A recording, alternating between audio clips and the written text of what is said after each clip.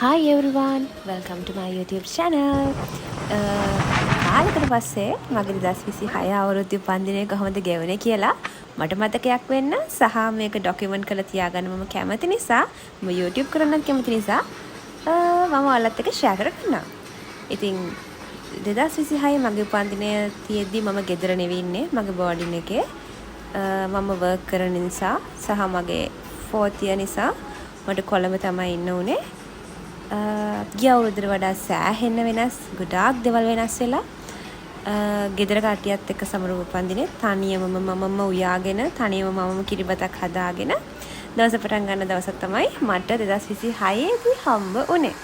ඉතින් මුලින්ම නැගිටලා තනියෙන් පොඩි self time එකක් ගත කළා පොඩක් නටලා මගේ self එකට පොඩි letter එකකුත් ලියලා තමයි මගේ birthday එක පටන් ගත්තේ. මොකද කියනවා නම් මේ පාර උපන්දින දවසේ මට එකක් මගේ යුනිවර්සිටි එකේ ෆයිනල් රිසර්ච් එකේ ඩිෆෙන්ස් එක තිබ්බා. ඒකට මට 12 වෙද්දි කැම්පස් එකට යන්න ඕන වුණා. ඒ වගේම හවස මගේ වර්ක් ප්ලේස් එකේ ඉවෙන්ට් එකක් තියෙනවා අපේ කස්ටමර්ස්ලාට. එතකොට ඒකට අටෙන්ඩ් වෙන්නක් තියෙනවා. ඒතර මට ගෙදර යවෙන්න ටයිම් පීරියඩ් එකක් තිබ්බේ නෑ සහ මට මගේ බර්ත්ඩේ එක ස්පෙන්ඩ් කරන්න බර්ත්ඩේ එක දවසේ ලොකු ටයිම් එකක් ඉතුරුුනේ නෑ. මොකද අනිවාර්යයෙන්ම කරන්න ඕන වැඩ දෙකක් තිබ්බ නිසා. ඉතින් උදේ දවසේ මෙහෙම තමයි ගත වුනේ පොඩි සින්දුවකුත් දාගෙන ලිව්වා. ඊට පස්සේ මට ඒ වගේම මට කලින් දවසේ තෑග්ගක් හම්බුණා මල් එකක් මගේ යාළුවෙක්ගෙන්. ඒකත් බලලා තව චොක්ලට්ස් එහෙමත් හම්බුණා. බලලා ඔක්කොම කරලා මම හදාගත්තු කිරිබත් කාලා තමයි මගේ දවස පටන් ගත්තේ. ජීවිතේ මාර විදිහට වෙනස් වෙනවා. දේවල් එකතු වෙනවා ජීවිතේට. ඉතින් අපි ඒ දේවල් වලට හැඩ ගැහෙනවා. එහෙම තමයි. ඉතින් උදෙන්ම නාලා ඊට පස්සේ වයිව එකට යන්න ඇඳුමක් ඇඳගෙන එහෙම ලෑස්ති වෙනවා. ඉතින් මම මේ ඇඳපු එක මට සෙට් උන්නේ නැහැ. ඊට පස්සේ මම ආයි චේන්ජ් කරලා තව එකක් ඇඳ ගන්නවා. ඉතින් ඔහොම තමයි බර්ත්ඩේ එක උදේ දවසේ ගත වුනේ. බර්ත්ඩේ එක දවසේ මට සමරන්න මම ආස දේවල් කරන්න උනේ නැහැ. මොකද හේතුව ඒ දවසේ මම පැක් වෙලා හිටියේ. හැබැයි මම ඒ බර්ත්ඩේ එකට මම කරන්න ආස දේවල් ටික ඒ සතිය ඇතුළත කොහොම හරි මම කරා. ඒතර ඒ ඔක්කොම මම වීඩියෝ කරා. ඒතර මේක දිගටම බලන්න මොනවද මම බර්ත්ඩේ එක 2026 ඒ කියන්නේ මගේ 26 වෙනි උපන්දිනේට කළේ කියලා බලා ගන්න පුළුවන්. එතකොට දැන් කැම්පස් එකේ මගේ රිසර්ච් ටොපික් එක එහෙම පොඩ්ඩක් අන්තිම මොහොත වෙනකම්ම පොඩි ප්‍රශ්න වගේ තිබ්බා. ඒ ටිකත් ඔක්කොම සෝට් අවුට් කරගෙන හොඳ ළමයෙක් වගේ උදේට තනියෙන් උයාගෙන කාලා කැම්පස් යන තමයි ලෑස්ති වෙන්නේ. එතකොට ගිය අවුරුද්දත් එක කල්පනා කරලා බලද්දි මට හිතෙනවා අවුරුද්දක කාලය ඇතුළත කොච්චර දේවල් වෙනස් වුණාද. මම තනියෙන් ඉන්න පුරුදු වුණා තනියෙන් උයා. බර්ත්ඩේ එකකට මම තනියෙන් හිටියමයි. මං හිතන්නේ මේ අවුරුද්ද තමයි මගේ බර්ත්ඩේ එක මම තනියමම සෙලිබ්‍රේට් කරේ. නෑ මාත් එක්ක ගොඩක් කට්ටිය හිටියා. හැබැයි ඒ මොහොත ඒ කියන්නේ එදා දවසේ මාත් එක්ක මමම තනියම මම ආස් දේවල් කරගෙන මාවම බලාගෙන ඒ දේවල් කරා. ඉතින් මේ තියෙන කැම්පස් එක මම හිතන්නේ මම මේ වීඩියෝ එක කරේ මගේ ප්‍රසන්ටේෂන් ඉවර වෙලා. ඉවර වුණත් එක්කම පොඩි ස්පෙෂල් ඉන්සිඩන්ට් එකක් තියෙනවා. මොකද මම කලින් හිටපු බෝඩින් එකේ ආන්ටිගේ බර්ත්ඩේ එකත් මගේ බර්ත්ඩේ එක දවසේමයි. මම කලින් ඉඳලා ප්ලෑන් කරගෙන හිටියේ එයාව විසිට් කරනවා අනිවාර්යෙන්.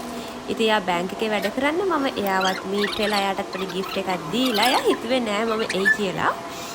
ඉතින් මොකද අවුරුදු 3ක් තිස්සේ මාව පරිස්සමින් බලාගත්තා. එයාට මම මාරම ග්‍රේට්ෆුල්. එයාවත් බලලා මොකද මම දැන් ඉන්නේ එතන නෙවෙයි වෙන තැනක මම වර්ක් කරන නිසා එයාවත් බලලා එයා ඊට පස්සේ හදිසියට අග්ගලියට ගිහලා මට පොඩි කන්න දේවල් ටිකකුත් ගෙනත් දීලා අපි කාලා පොඩි chat එකක් දාලා ආවා. මට හවස් ඉවෙන්ට් එක තිබ්බ නිසා පික් මි බයික් එකක් දාගෙන මාර රෂ් එකේ ආවේ. මොකද මට පරක්කු වෙලා. අපේ ඉවෙන්ට් එක තිබ්බේ හිල්ටන් එකේ මම යද්දි ටිකක් පරක්කු වෙලා කොහොම හරි ඒ වැඩ ටික ඔක්කොම අපි ඉවර කරද්දී 10 විතර වෙලා අපිට දුන්න වැඩ ටික කරා. ඊට පස්සේ අපේ ඩිනර් එක අපි ගත්තේ හිල්ටන් එකෙන්. මට එතකොට මම මෙහෙම කල්පනා කරා මගේ බර්ත්ඩේ එක දවසේ මට කිසිම ලන්ච් බුෆේ එකකට හරි ඩිනර් බුෆේ එකකට හරි යන්න බැරි වුණා. නැත්නම් ගිය අවුරුද්ද නම් ගියා. හැබැයි කොහොම හරි ඉවෙන්ට් එකක් හම්බෙලා හරි මම එහෙම දෙයක්ත් එක්ස්පීරියන්ස් කරා බර්ත්ඩේ එක දවසේම. I'm so grateful. ඊට පස්සේ ඒ දවසේ රෑ 10:00 විතර වෙනකන් ඒ ඔක්කොම වැඩ ටික ඉවර කළා. මට ගෙදර යන්න මාරු වුණාවක් තිබ්බේ. මම ගෙදර ගියා රෑ 10:11 විතර. හයිවේ බස් තිබෙත් නෑ. නෝමල් බස් එකේ ගෙදර ගියා. ගෙදර යද්දී බර්ත්ඩේ දවසේ පහුවෙලා ඊළඟ දවසේ මම හිතන්නේ 2:33 වගේ වුණා. ඒත් ගෙදර කියන ෆීලිං එක කොහෙන්වත් ගන්න බෑ. මම ඉතින් ගෙදර ගියා. ගෙදර ගිහිල්ලා මට තෑගි හම්බුණා. ඒවත් ඒ වෙලේ උදේ කඩලා අම්මත් එක්ක බලලා ඊපස්සේ මොනවද මම කෑව උදේට කාලා මම සාමාන්‍යයෙන් පැය 6ක විතර නිින්දක් ගත්තා. ඊළඟ දවසේ දවල් වෙන තමයි නැගිට්ටේ. නැගිටලත් මගේ හොඳම යාළුවාව විසිට් කරන්න ගියා කියන්නේ අපි කාලෙකින් හම්බුන්නේ නැහැ, කාලෙකින් කතා කරේ නැහැ. සහනික මගේ බර්ත්ඩේ එක of course. ඉතින් එයාත් එක්ක අපි හවස පොඩි ලස්සන කැෆේ එකකට ගිහිල්ලා සෙලිබ්‍රේට් කරා. මට මල් හම්බුණා. තව යාළුවෙක්ගෙන් මල් හම්බුණා. මම හිතුවෙත් නෑ. හරිම ලස්සන මල් ගොඩාක් මට හම්බුණා. ඒ වගේම so happy, I'm so grateful. එහෙම ඒ දේවල් කරාට පස්සේ අනිවාර්යයෙන් මම කරන දෙයක් තමයි දානයක් දෙනවා, පන්සල් යනවා. දාන 25 දෙන්න බැරි වුණා. මොකද හේතුව මම 25 ගෙදර හිටියේ නැති නිසා අපි 28 වෙනිදා දවල් දානෙට ඒක මාරු වෙලා ඒක කරා. හැබැයි මට ඒක ක්ලිප්ස් මුකුත් ගන්න බැරි වුණා. ඊට පස්සේ මම තනියම පන්සල් ගියා වෙලාවක් බලලා. මොකද මට තනියෙන් ටයිම් පීරියඩ් එකක් ගත කරන්න ඕන වුණා. මගේ බර්ත්ඩේ එක දවසේම නෙවි වුණත් ඒ සතිය ඇතුළත මම ගොඩක් දේවල් වලට ග්‍රේට්ෆුල් වුණා. ඒතර මේ තියෙන්නේ එදා මම පන්සලට පූජා කරපු ග්ලාස් සෙට් එක. ඒකත් මම සතුටින් පූජා කරා. මම ඒකත් පොඩි වීඩියෝ එකක් ගත්තා. මගේ උපන්දින නිසා මම ඒක කරේ.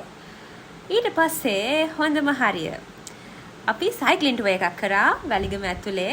thank you so much රවි.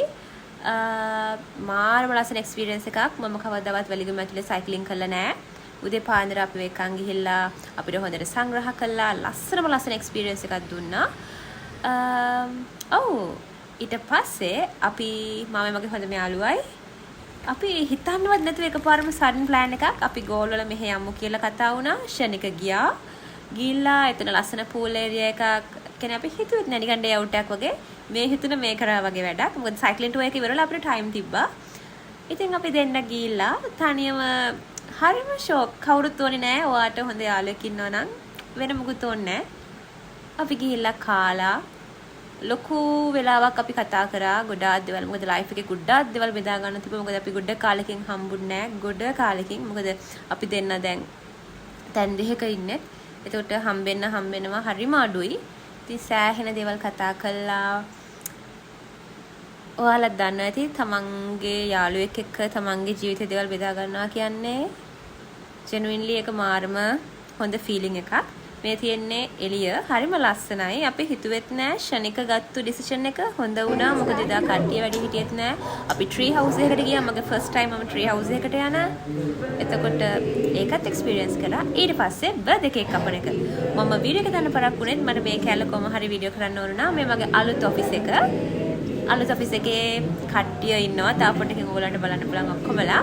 ඉතින් මායිතුයි විශ්මයකගේ බර්ත්ඩේ දෙකම පෙබ්‍රුවරි තිබෙන නිසා අපි දෙන්නම කේක් එකට I'm so happy, I'm so grateful. හැබැයි මට මෙයාලා ට්‍රීට් එක දෙන්න බැරි වුණා. අනිවාර්යෙන් දෙන්න ඕන.